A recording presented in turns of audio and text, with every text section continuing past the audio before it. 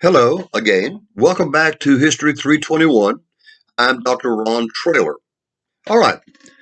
We in Lecture 3 had gone all the way up to the invention of the cotton gin in 1795 and the ramifications that the perfection of the gin had on slavery in the United States.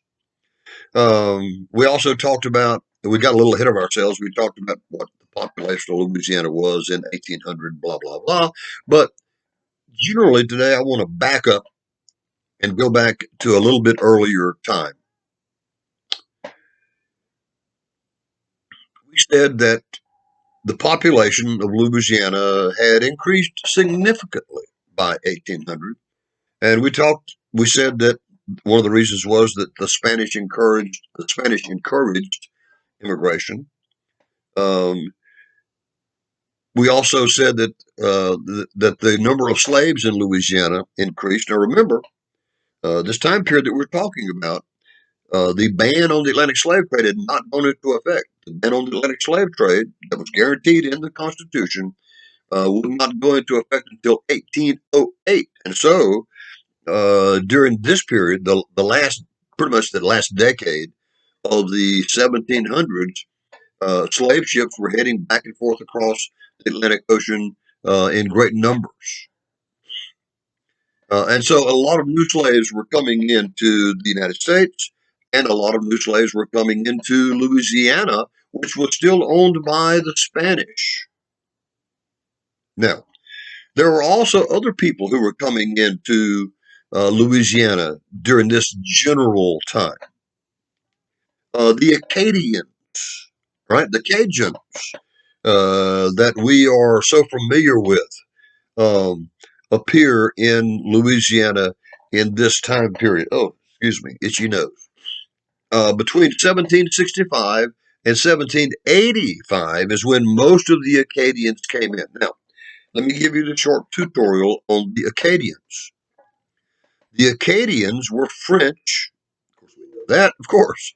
They were Frenchmen who had left France and had come to Canada, while Canada was a French possession. Remember, the original name of Canada was not Canada, it was New France.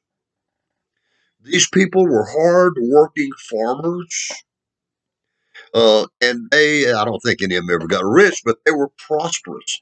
They were self-sufficient, and they were a proud people.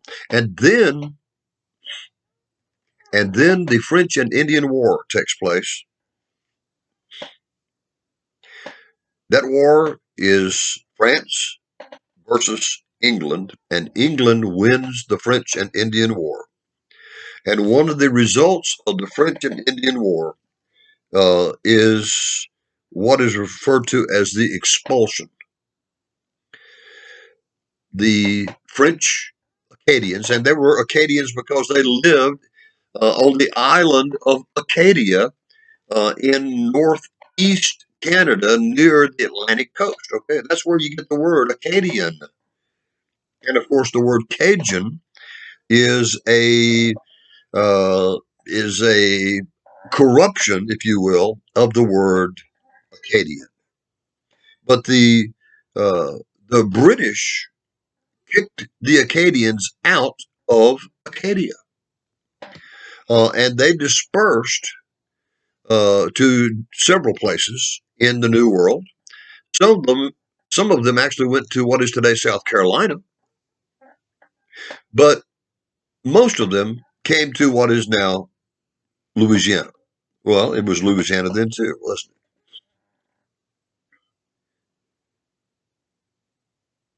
They brought with them their tradition for hard work, their tradition of being really, really good cooks, their tradition of using whatever was available to put into the pot to eat. The Acadians didn't throw anything away, right? And they took things that most people would not even consider as food and made them into the most wonderful tasting things. And we, as Louisiana residents, even if we're not Cajun, we understand how wonderful Cajun cooking is. My idea of heaven is to eat crawfish tails as fast as I can eat them, which means because I peel them so slowly, I'm going to need 2 or 3 people peeling them for me, right? Okay. In 1777, roughly the same time as the Acadians, another group arrived that had a big impact and continues to have a big impact on Louisiana today. And those were the Islenos. Now, let me spell that for you. That's a Spanish word. Islenos, pronounced Islenos. The Islenos, of course, that means island, right? The Islenos came from the Canary Islands, which are located out in the Atlantic Ocean and were a possession of Spain. Spain owned the Canary Islands. I'm not sure if they still might, but I'm not sure. Don't write that down. A number of Canary Islanders immigrated into Louisiana in the years around 1777, and they settled in several places. They settled in what is today Prairieville, right? And they also settled now.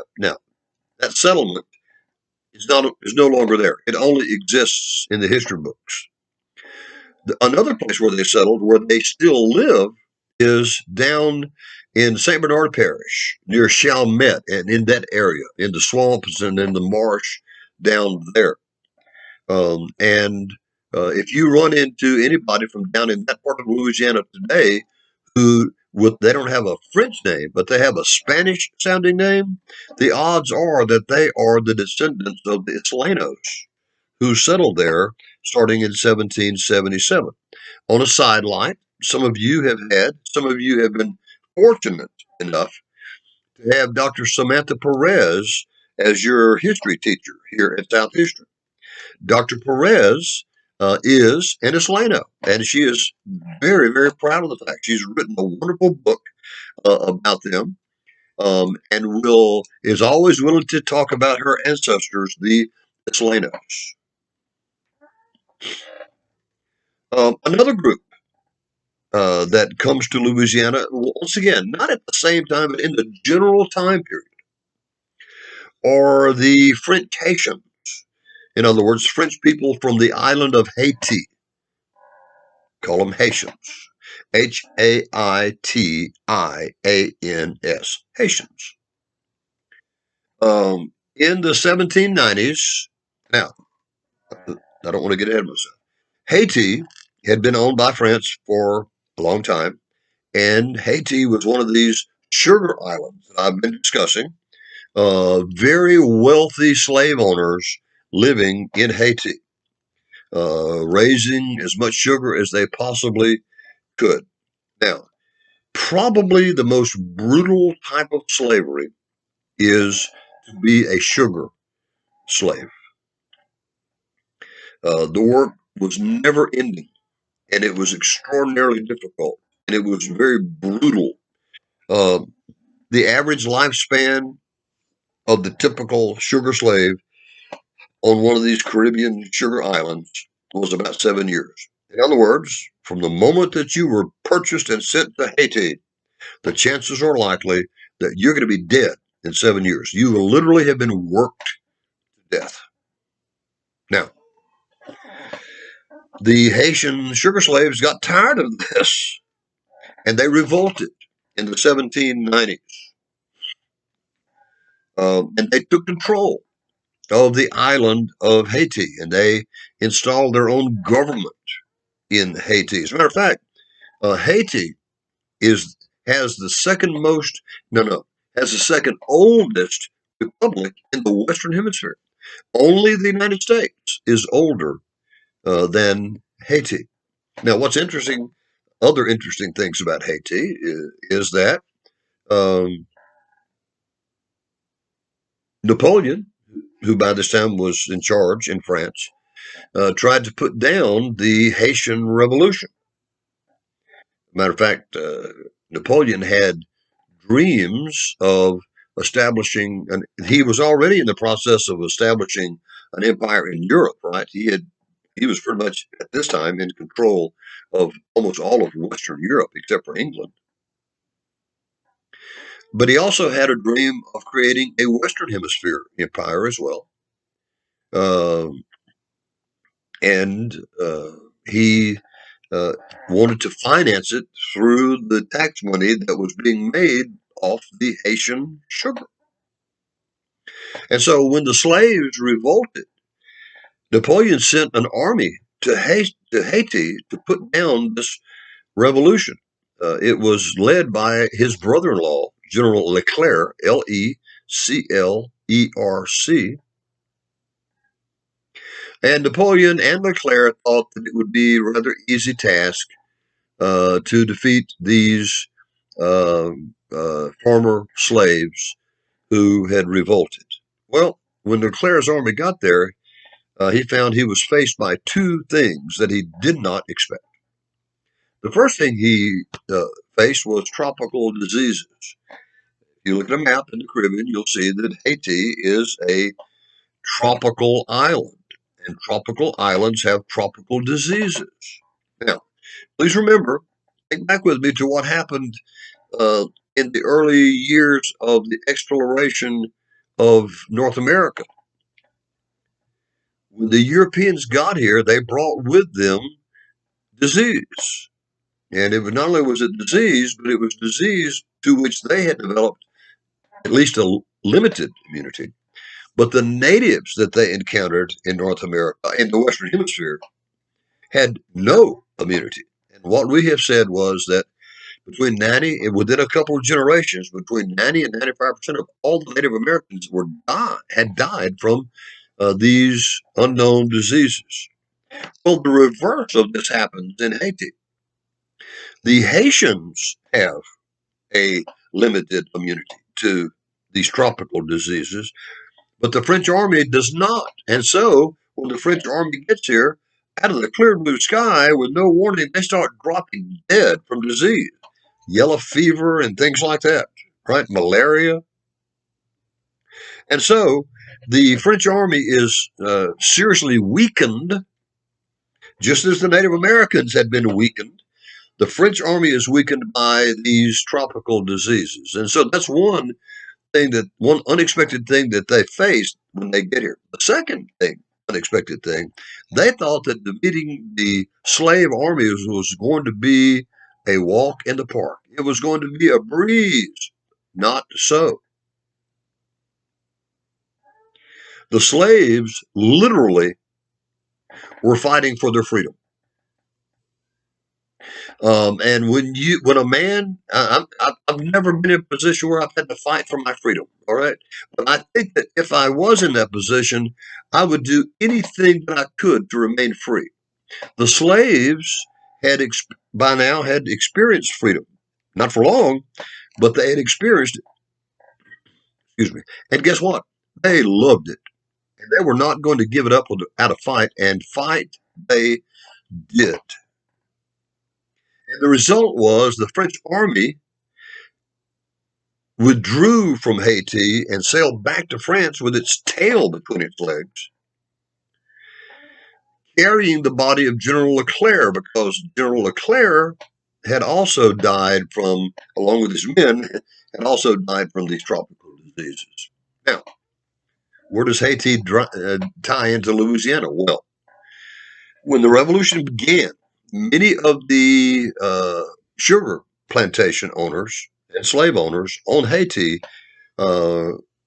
sensed that something bad was getting ready to happen, and they migrated out of Haiti and immigrated into Louisiana. Remember, Haiti was a French island. The language was French. When the revolution in Haiti takes place, remember, the balance of people who were in Louisiana still had a French heritage. French language was still very common. And so the white Haitians felt very comfortable making the transition from living in Haiti to living in Louisiana. There's another group that kept coming into Louisiana and helped to expand the population. And those were I like to call them the Anglo-Americans. Um, these are people who lived in the original 13 colonies, and it was getting a little bit too crowded for their taste, right? I don't know what it is, but folks back then really enjoyed their elbow room. So many Americans, uh, when they felt that there were too many neighbors around, I read once that one fellow judged. How did he judge when your neighbor? How do you judge when your neighbors get too close to you? He said, when you walk outside in the morning and you can smell their chimney smoke, they're too close. Wow. Well, in any case, many of these Americans, white, uh, with English backgrounds, right? English, Irish, Scottish, Welsh background, began to move out of the United States and into Louisiana. This especially occurs after the end of the American Revolution. Now,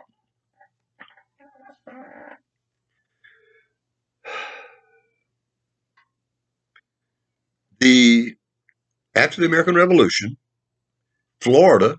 Okay, let's talk about who owned Florida when. Right, Florida had been originally settled by the Spanish. Remember Ponce de Leon looking for the fountain of youth and all that stuff had originally been created by the Spanish. After the American Revolution, Spain, and it's a complicated story that we're not going to get into, but just simply trust me, Spain lost Florida and England became the owners of Florida. So we've changed from Spain to England. After the American Revolution and the English were defeated, Spain gets Florida back.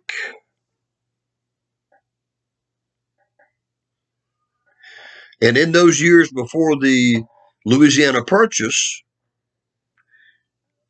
Spain owns all of Louisiana. We've talked about this, and we know that they own both sides of the river at one time. We also know, I'm just telling you things that we've already talked about. We also know that international law said if you control both sides of the river, you can control what happens on the river. So, in 1795, George Washington is still the president of the United States.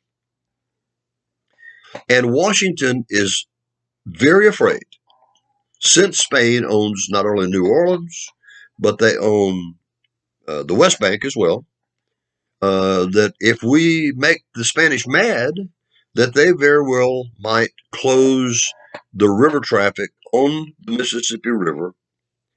And because so much American goods, especially agricultural goods, were floating down the Mississippi River to New Orleans to be loaded onto ocean-going vessels, he was afraid that if the Spanish shut down the river, it would really damage the American economy. So, in 1795, Washington sends a diplomat by the name of Thomas Pinckney. Now, let me spell that one for you because it's not what you think it is. Pinckney. Thomas Pinckney was an American diplomat. Washington sent him to Spain in the year 1795 to try to accomplish several things. The first thing was that Washington and the Americans wanted the northern boundary of Florida moved.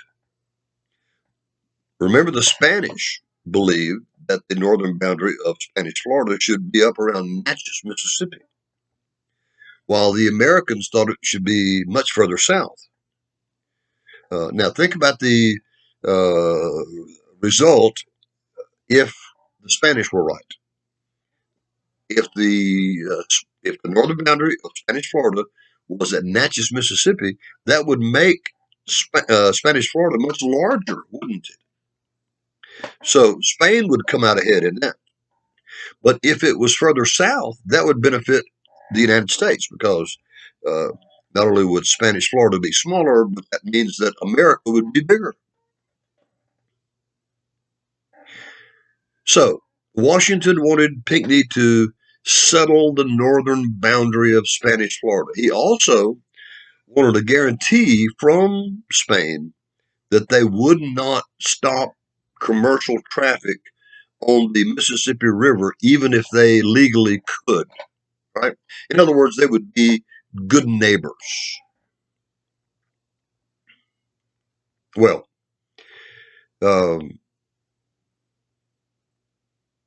Pinckney was able to successfully negotiate a treaty that was very favorable to the United States. And we still call this Pinckney's Treaty.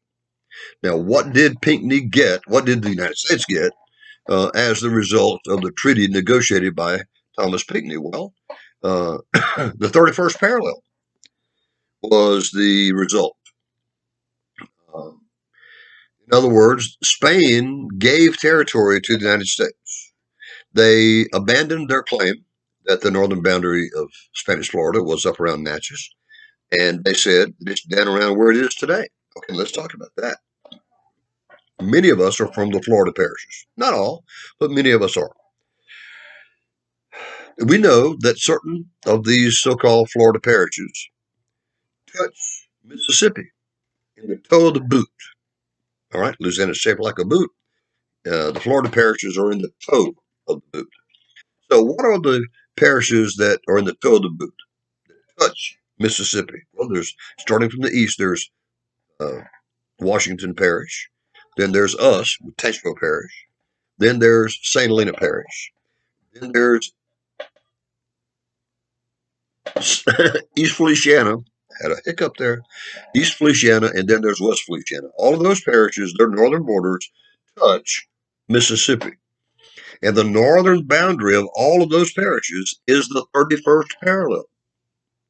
And the reason it's the 31st parallel is that's the boundary that was negotiated by Thomas Pinckney with the Spanish in Pinckney's Treaty. If you drive north on I-55,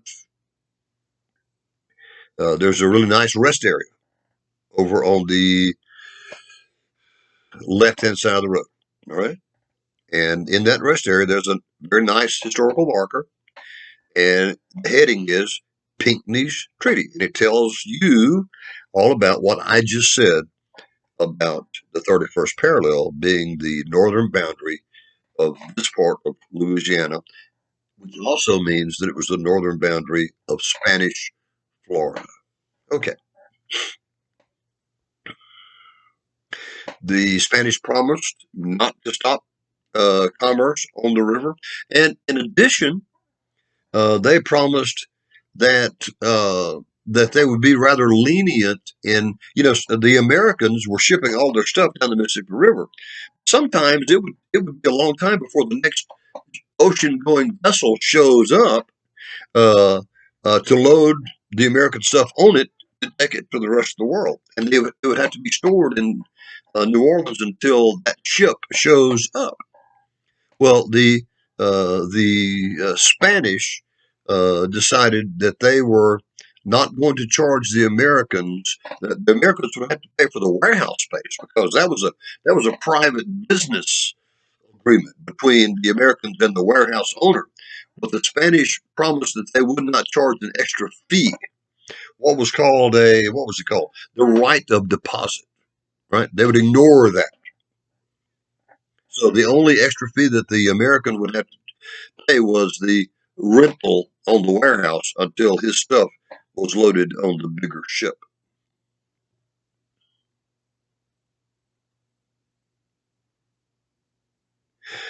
Now, one of the last Spanish governors of Louisiana was a fellow by the name of Manuel Limouse, Lemos. He was a capable leader, as far as we know. But we don't know exactly what he would have accomplished because he dies after only being governor for 2 years. We can play what if history. He probably would have been a pretty good governor based on what he did before he died. For example, he started garbage pickup in New Orleans. Now, before you sort of laugh and giggle about that, that was an extraordinarily important thing to do. Cities of the world during this time, including New Orleans, were filthy places. All right. There was no clean drinking water. You didn't turn on the faucet and get hot and cold running water. There was no indoor plumbing. If you had to go to the bathroom, you went to the outhouse in the backyard. Um, if you had to use the bathroom during the night, see, I'm going to try to make this as non-disgusting as possible, but it's still disgusting. If you had to go to the bathroom at night, you used what was called a chamber pot. You didn't walk outside to the warehouse, to the outhouse at 3 o'clock in the morning. You used this bowl, deep bowl called a chamber pot. You did your business in it, and then later in the morning, you would empty the chamber pot. The problem in New Orleans was that quite often the chamber pots were not emptied properly. Now, how would you properly empty the chamber pot? You would take it outside and dump it into the outhouse, right? No, no, no. That was way too much trouble. They would literally go to the second story because that's where the bedroom was. They would open the windows and they would pour the contents of the chamber pot out the window. What happened to you if you were unfortunate enough to be walking under the window? Well, you can imagine we won't even describe that. You know what's going to happen, how terrible that was. But even if there wasn't anybody walking underneath the window, there the content of the chamber pot was on the sidewalk.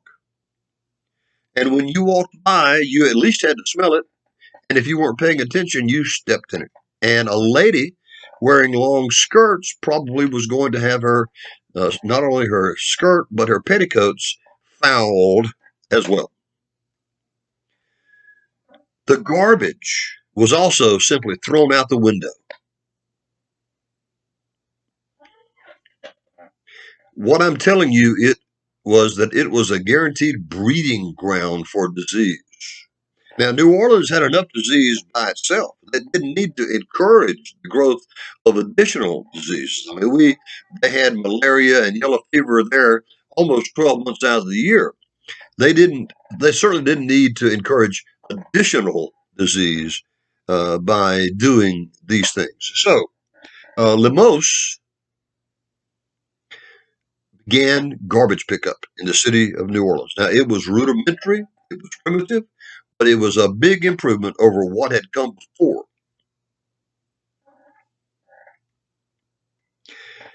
He was followed as the Spanish governor in Louisiana by a fellow by the name of Salcedo.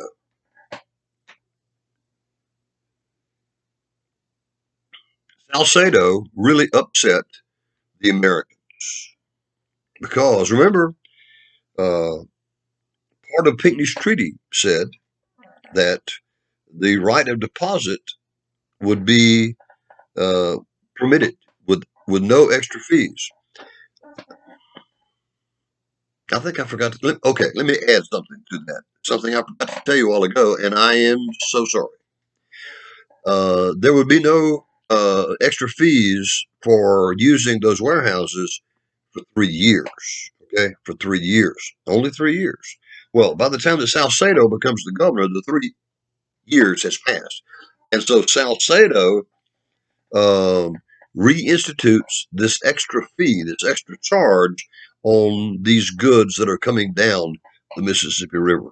Okay, do you understand that what I was, how I'm trying to correct myself? It wasn't that what I said was wrong, it was incomplete, and I'm trying to complete the thought. Okay, so Salcedo puts the right of deposit back into place, which means that the Americans are having to pay this fee to the government, not to the warehouse owners, that's separate, but to the government for the right to store their stuff there until the ship comes in. Now, this really upset the Americans, who absolutely depended on shipping goods to New Orleans and storing them while they were waiting for the next ship. It meant a loss of revenue for them. And By this time, there were a lot of Americans living in New Orleans. Remember, we had talked about how the Anglo-Americans were moving into Louisiana. Well, many of them were moving into New Orleans itself. And many of these American frontiersmen, because that's what they were, began to talk about taking New Orleans from Spain by force. A revolution. Now, let's transition our discussion back to France and back to Napoleon. And I'm not going to repeat a lot of what I said earlier, but a lot of what I said earlier is appropriate for this part of this lecture. Remember, I said that Napoleon had a dream of establishing a North American version of his empire. He was going to use the income that was being produced by Haiti. He was going to take Louisiana back from the Spanish. And between the resources of Louisiana and the cash money that Haiti was producing, he would then be able to create this empire. In 1800, uh, Napoleon began to work at uh, at realizing the dream of a Western Hemisphere empire because he forced Spain to give Louisiana back to France. So remember, the Louisianians, the French Louisianians, had wanted this to happen for years and years and years, but the French were unwilling to do it. But now, when Napoleon comes into power, and he develops this dream of that Western Hemisphere empire, and because Napoleon is so much stronger, because France is so much stronger than Spain at this point in time, he forces Spain to give Louisiana back, and that includes the city of New Orleans.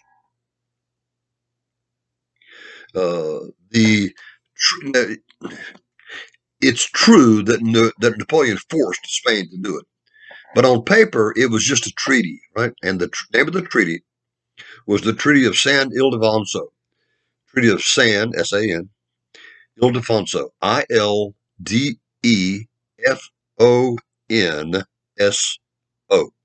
The Treaty of San Ildefonso transferred Louisiana, the possession of Louisiana, from the Spanish back to the French, where it had been in the very beginning.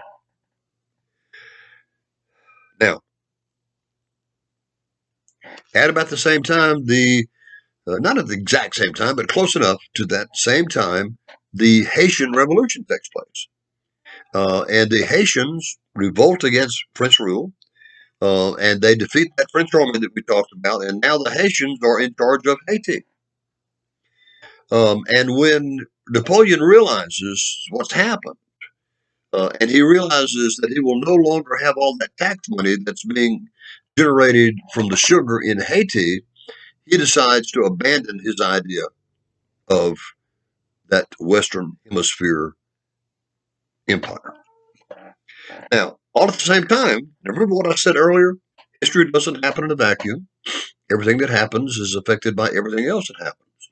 So there are a number of streams coming in here that will result in the United States buying Louisiana. There's not one reason it happened. It's a number of reasons why it happened. Okay, what's among the first reasons? Well, the Haitian Revolution convinces Napoleon that his dream of that empire is never going to happen.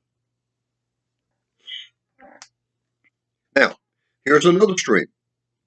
By this time, Thomas Jefferson is the president of the United States. Excuse me.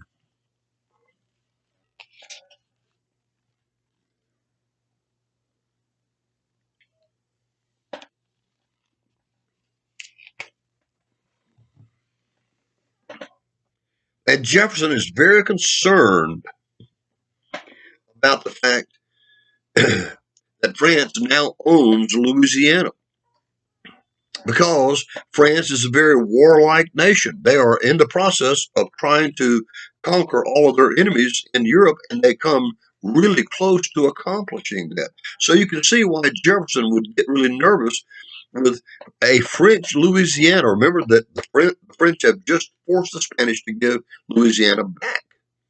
Now we've got New Orleans as a French place and the West Bank as a French place, and who knows what Napoleon is going to do.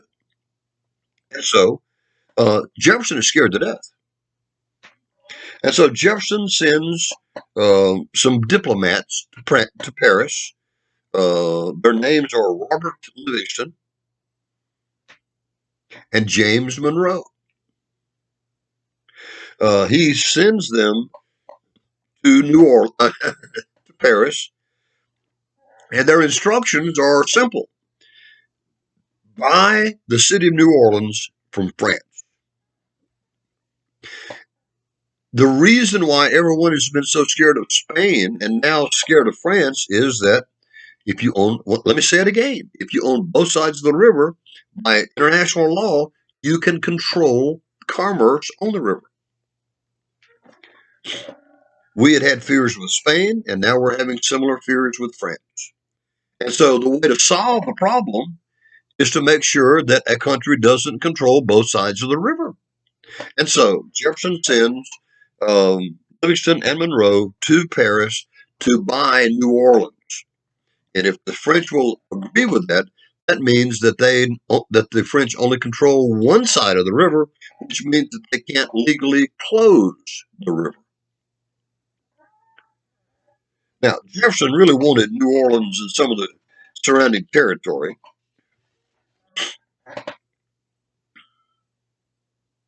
And the purpose was to guarantee free navigation of the Mississippi River. Now, the French, at first, were sort of indifferent to the offer of the Americans to buy the city of New Orleans. But about this time is when Napoleon wakes up one morning and realizes that his dream of that Western Hemisphere empire is dead because he has lost Haiti forever. And so the American diplomats are surprised one day when the French foreign minister, a man by the name of Talleyrand, Talleyrand, right? Talleyrand. Talleyrand walks into their office there in Paris and says, shocks them, stuns them by saying, "You want to buy New Orleans?" Yeah, we do. He said, "How would you like to buy not just New Orleans, but all of Louisiana? Our possessions on the East Bank and our possessions on the West Bank." Now, before we go any further, we sort of go back to Napoleon and talk about Napoleon's reasons for making the offer that he did.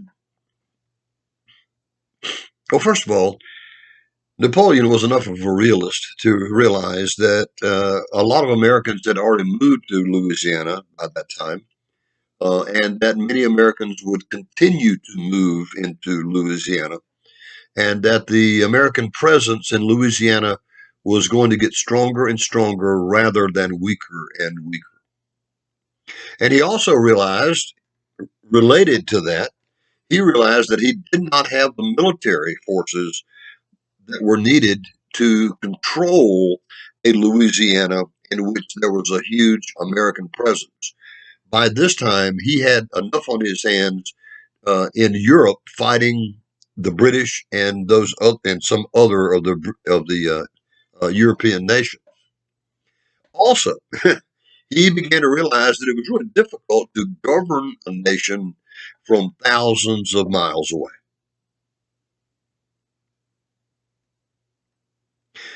Napoleon also needed cash to continue his European wars. Cash that he would have got from Haiti if Haiti had continued to be a French island, but it was not a French island anymore. So he needed a new source of cash. Now, let me say this. I don't remember if I said this before. If I have, please forgive me. Let me say it again. Back in those days, communication was only as fast as transportation. How did people get around? Well, you walked, you rode a horse, you rode a wagon or a buggy. You floated down a river on a raft. You couldn't float up the river because engines hadn't been invented yet, so you were at the mercy of the current. Or if you wanted to go upstream, you had to row upstream, which was back-breaking labor. But nevertheless, you could do that. And then if you wanted to go from America to Europe, you had to take a wooden sailing ship. What I'm getting ready to say applies to all of those methods.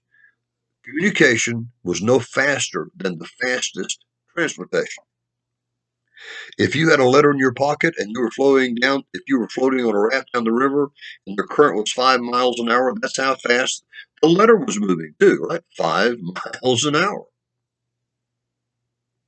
Or if you were crossing the Atlantic Ocean on a sailing ship and you were moving at 12 miles an hour, that's as fast as your letter was going to move, 12 miles an hour. Let me say it again. Communication was only as fast as the fastest transportation. Now, back in those days, there Jefferson was in Washington, D.C., and there Livingston and Monroe were in Paris. And Napoleon, through Talleyrand, had just offered to sell Louisiana to us. The problem is, again, communication is only as fast as the fastest transportation. It took a couple of months for a letter. It would have taken a couple of months for Livingston and Monroe to communicate with Jefferson back in Washington. And it would have taken another couple of months for the reply from Jefferson to get back to Paris. 4 months, probably 4 months minimum, maybe more than that, maybe 5, maybe 6 if they caught some bad weather or something. So Livingston and Monroe knew that they had to make a decision. They could not wait on to hear from President Jefferson. Because in the meantime, if the Americans didn't act quickly, Napoleon and the French might offer Louisiana to somebody else. Remember, he's just looking for cash. At this point, he doesn't care.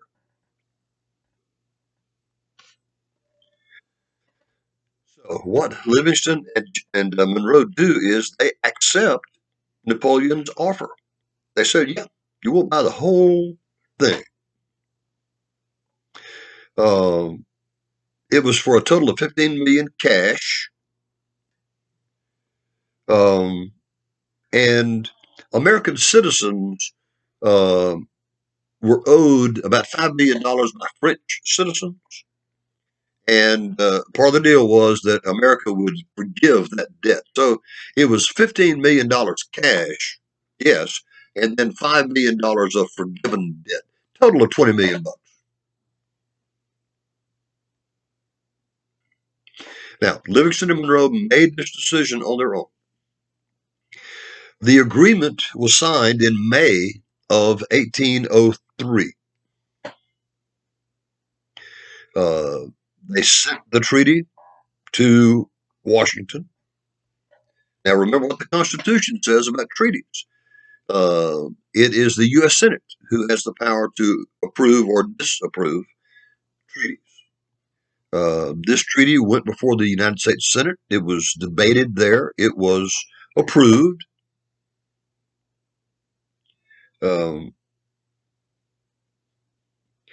And on November the 30th of 1803, Louisiana was transferred from the ownership of the French to the ownership of the United States. All of the Louisiana Territory, including the city of New Orleans, was now a part of the United States. And Louisiana's colonial days were finally over. The first governor of this new United States territory was a man by the name, and this is a name that most of us recognize, especially if you're from New Orleans. His name was Wcc Claiborne. Okay, Claiborne Avenue. All right, Wcc Claiborne becomes the first governor of the territory. Now, the official, I gave you a November, what did I give you? A November, November 30th. The official ceremony transferring Louisiana's ownership from France to the United States takes place on December the 20th, 1803. It takes place in the Place des Armes, Jackson Square, right in front of the Cabildo, right in front of the cathedral. In fact, the official documents transferring ownership from France to the United States were signed in the Cabildo. And Jefferson named Claiborne as the first territorial governor. Now, what were the boundaries of Louisiana? Well, Livingston and Monroe had asked Talleyrand that same question. And fundamentally, he laughed at him. He said, nobody knows what the boundaries are. It's as big as whatever you can keep. Some said that the Louisiana Purchase included what is now the state of Texas. Some said it reached all the way to the Pacific Ocean. Others thought that it went way, way up into Western Canada. And so the boundaries of Louisiana, which means that the boundaries of the United States, remained rather nebulous for some time. It was an area larger. If you put England and Germany and Italy and Portugal and Spain all together, the Louisiana Purchase was bigger than that. It contained great natural resources. Now, we didn't know about those, most of them, because they were underground, right? But nevertheless, great natural resources, minerals, uh, obviously agricultural land, timber and navigable waterways, and immense amounts of fresh water. Neither France nor Spain had really successfully developed any of these resources in Louisiana when Louisiana was colony of one or the other of those nations. It's not that they didn't realize the potential. They did, but they simply didn't have the capital to invest in it. They didn't have the industrial power. They didn't have the population to do so. I mean, a few moments ago, even though I was bragging about the population of Louisiana being 50,000 in 1800, come on, folks. Uh, French had been in Louisiana for almost 100 years, and it was still only 50,000 people. The Americans were mobile, and they began moving west as soon as the first settlers arrived in the early colonial period.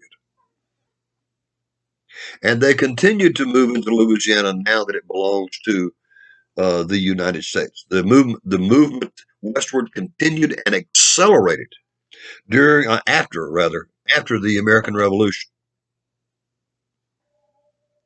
Settlers were drawn to Louisiana by the promise of rich farmland, and certainly certain parts of Louisiana, especially in the Delta, the topsoil just has no bottom. It just goes down forever.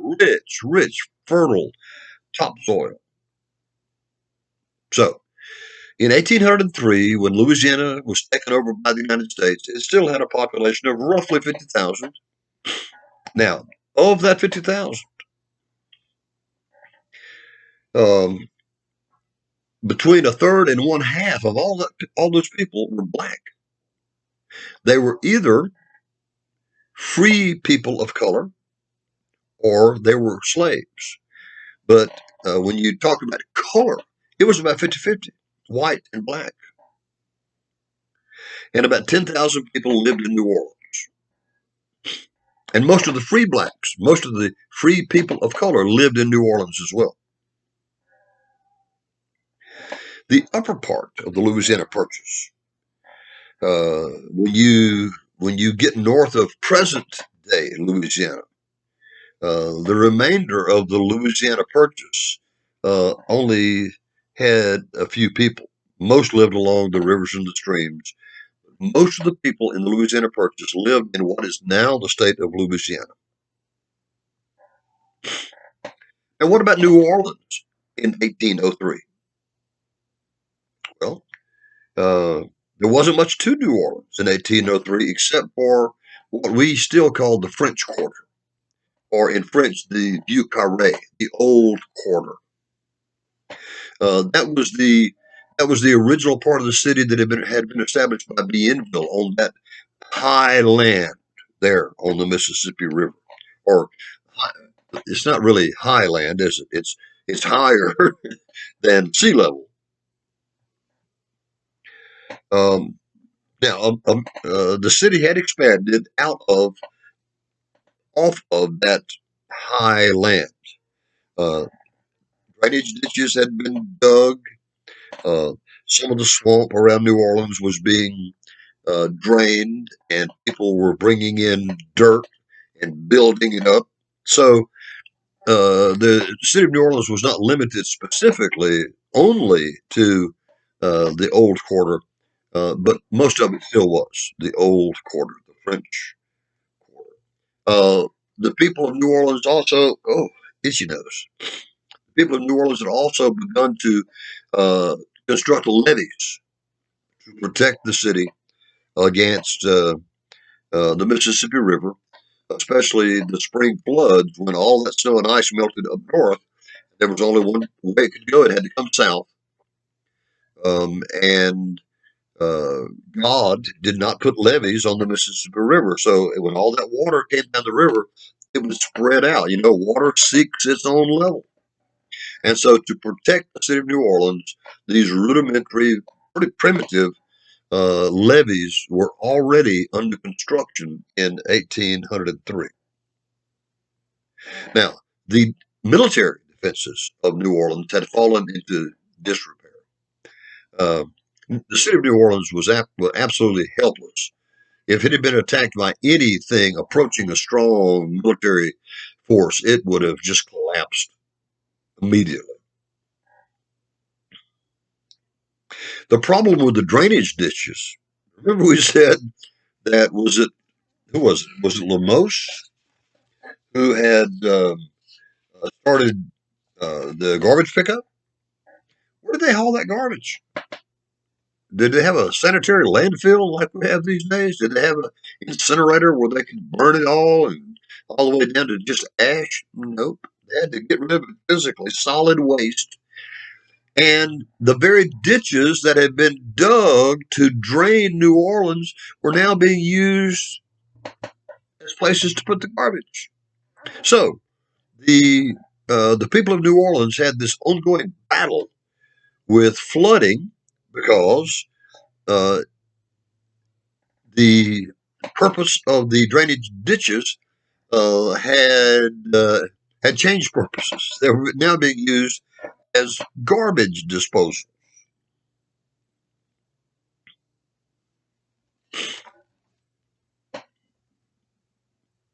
The unpaved streets, it continued to be a filthy, obscenely filthy place.